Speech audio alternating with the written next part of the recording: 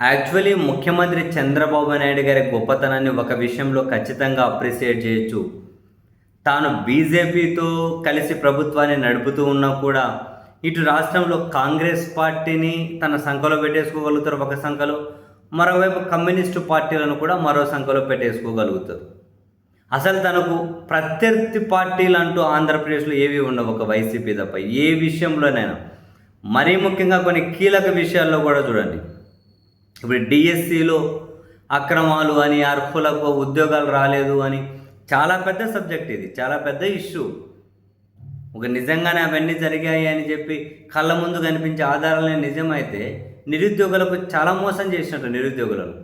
మరీ ముఖ్యంగా స్పోర్ట్స్ కోటాలో ఉద్యోగాల మీద చర్చ జరుగుతూ ఉన్నప్పుడు రోజు రోజుకు అనుమానాలు పెరుగుతూ ఉన్నాయి. అధికారులు మీడియా ముందుకు వచ్చారు అని అంటే ఆ అనుమానాలు మరింత పెంచే విధంగానే ఉన్నాయి, కానీ ఏవి క్లారిఫికేషన్ ఇవ్వడం లేదు వాళ్ళు. ఇది చాలా పెద్ద అంశం కదా. ఈ అంశం మీదనే ఎక్కడైనా కాంగ్రెస్ పార్టీ ఆ అధ్యక్షురాలు కానీ కాంగ్రెస్ పార్టీ వాళ్ళు కానీ ఎక్కడైనా స్పందించారా? విచారణ కోరారా? ఒక నిరసన వ్యక్తం చేశారా? సరే, కాసేపు వాళ్ళు పక్కన పెడదాం. కమ్యూనిస్టులు వీళ్ళు మరి బేసిక్గా ప్రతిదానికి వీధి పోరాటాలే పరిష్కారం అంటూ ఉంటారు కదా. ఒక డిఎస్సి అనే అంశం మీద ఎక్కడైనా ఏదో, అది కూడా లేటెస్ట్గా ఒక ప్రకటన ఏందో రిలీజ్ చేసినట్టున్నారు విచారణ కోరుతూ.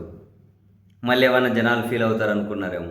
ఎక్కడైనా రోడ్డు మీదకి వచ్చి అదిగో దీని మీద విచారణ చేయండి, స్పోర్ట్స్ కోటాలో ఎవరైతే ఉద్యోగాలు పొందారో వాళ్ళ సర్టిఫికేట్లు బహిర్గతం చేయండి, ఇలాంటి డిమాండ్ ఎక్కడైనా అసలు కనిపించదు.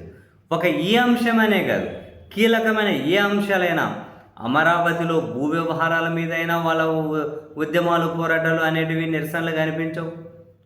ప్రభుత్వ మెడికల్ కాలేజీలను పీపీపీ అంటూ ప్రైవేట్ యాజమాన్యంలోకి తీసుకెళ్ళడం వాళ్ళు ఎప్పుడూ రోడ్డు ఎక్కలేదు.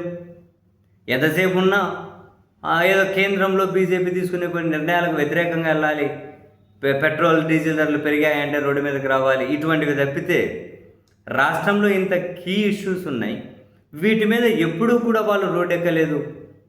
ఏ అంశం మీద కూడా నిరసన వ్యక్తం చేయలేదు. ఆశ్చర్యం చూడండి. అసలు చంద్రబాబు నాయుడు గారి ప్రభుత్వం తీసుకొని ఏ ప్రజా వ్యతిరేక నిర్ణయాన్ని వ్యతిరేకించుకుంటూ తాను ఇప్పుడు ఏ బీజేపీతో కలిసి కూటమిలో ఉన్నారో, ఏ బీజేపీని అయితే కాంగ్రెస్ కమ్యూనిస్టులు తీవ్రంగా వ్యతిరేకిస్తారో సిద్ధాంతాలను, వాళ్ళతో కలిసి ఉండి ప్రజా వ్యతిరేక నిర్ణయాలు తీసుకుంటూ ఉన్నప్పుడు రోడ్లు ఎక్కరు వాళ్ళు. మరి ఇంతగానో వాళ్ళని మెయింటైన్ చేయడం, ఇంతగానో ఆ పార్టీల మద్దతు చంద్రబాబు గారు పొందడం నిజంగా తన గొప్పతనం కాకుండా ఎలా ఉంటుంది చూడండి. నేను ప్రస్తావించిన ఈ రెండు అంశాలు, ఈ 2-3 అంశాలే కాదు, చాలా అంశాల్లో చంద్రబాబు గారికి వీళ్ళు మద్దతుగానే ఉంటారు. అంటే మౌనంగా ఉండడం మద్దతే కదా, ఇంకా అంతకుమించి ఏముంది. ఎంత కీలక విషయాలు కానీ స్పందించకపోతే మరి మద్దతులాగా చూడాలి కదా.